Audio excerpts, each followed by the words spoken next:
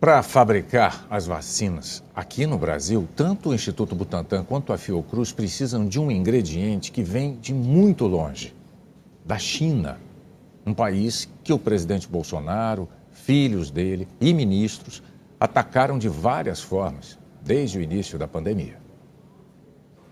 IFA é a sigla para ingrediente farmacêutico ativo. Em outras palavras, a matéria-prima para a fabricação das vacinas. E um dos maiores fabricantes de IFA do mundo é a China. É de lá que virão os insumos para que a Fiocruz e o Butantan possam fabricar aqui mesmo no Brasil a vacina de Oxford, AstraZeneca e a da Coronavac. Pelos acordos assinados, tanto o Butantan quanto a Fiocruz recebem doses prontas no primeiro momento. Depois, chega o IFA para começar a produção no Brasil, estágio já alcançado pelo Instituto Paulista. Por fim, é a transferência de tecnologia para a fabricação nacional do insumo. Só assim o Brasil terá autonomia na produção das vacinas. Ontem, o ministro da Saúde, Eduardo Pazuello, chegou a afirmar que os chineses estavam atrasando a entrega da matéria-prima. A China tem colocado barreiras para fazer a autorização de cumprimento deste... Não barreiras, eu vou reformular. Não tem dado celeridade, o termo correto, não tem dado celeridade aos documentos de exportação necessários para que o IFA saia e venha para o Brasil. Mesma coisa, estamos fazendo movimentos fortes no nível diplomático para encontrar aonde está essa resistência e resolver o problema. No Butantan, a matéria-prima acabou. O segundo carregamento de IFA está parado na China. Segundo Dimas Covas, o Instituto tem capacidade de produzir 1 milhão de doses por dia.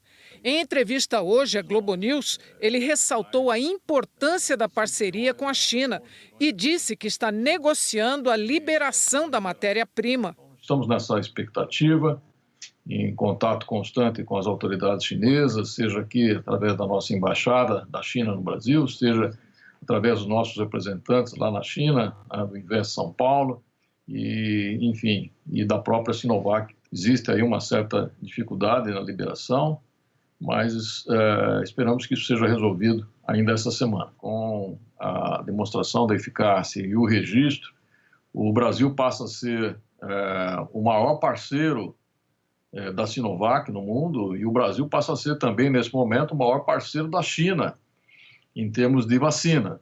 A Fiocruz também está à espera da liberação do IFA pelo governo chinês. Não, o cronograma ainda não está furado, porque o prazo de cronograma estabelecido pela Fiocruz é o recebimento do IFA ainda durante o mês de janeiro. Uma vez o IFA chegando, a linha de produção de biomanguinhos está completamente pronta, absolutamente indispensável. Sem a matéria-prima da vacina, nós não podemos, de nada adianta ter o resto, envase, controle de qualidade, enfim, condensadores prontos, se nós não tivermos a matéria-prima, que é o insumo farmacêutico ativo.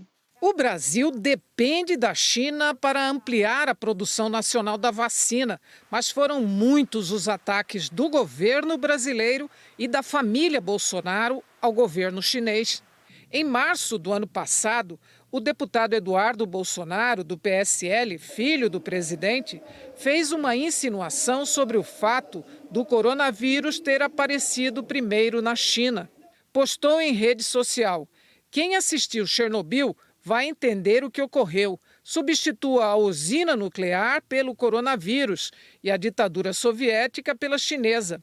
Mais uma vez, uma ditadura preferiu esconder algo grave a expor tendo desgaste, mas que salvaria inúmeras vidas.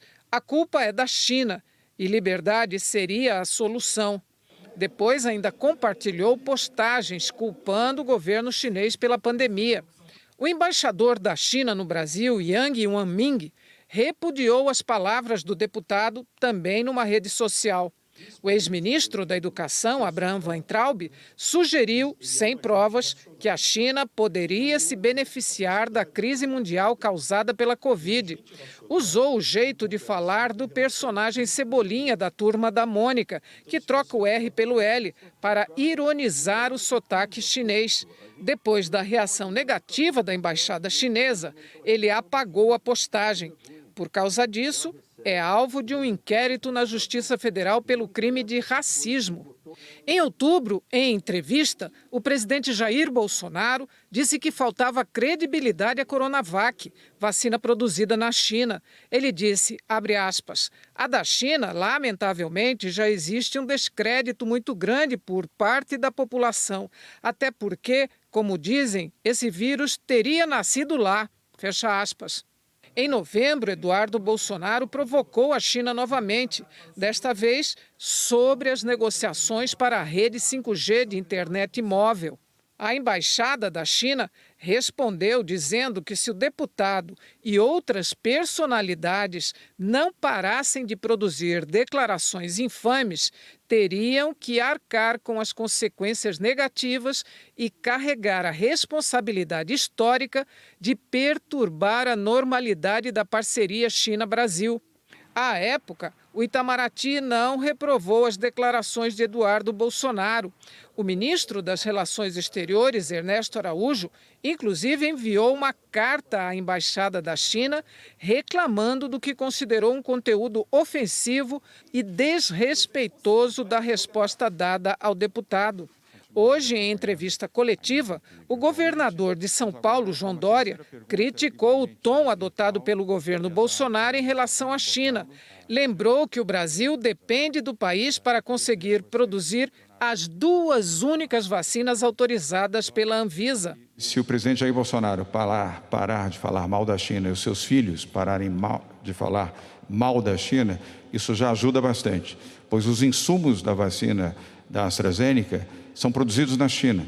Os insumos da vacina do Butantan são produzidos na China. E são as duas únicas vacinas aprovadas pela Agência Nacional de Vigilância Sanitária, a Anvisa. Pelo menos, se não atrapalhar, já é uma ajuda. Nós procuramos a Embaixada da China e o Palácio do Planalto, mas não tivemos resposta.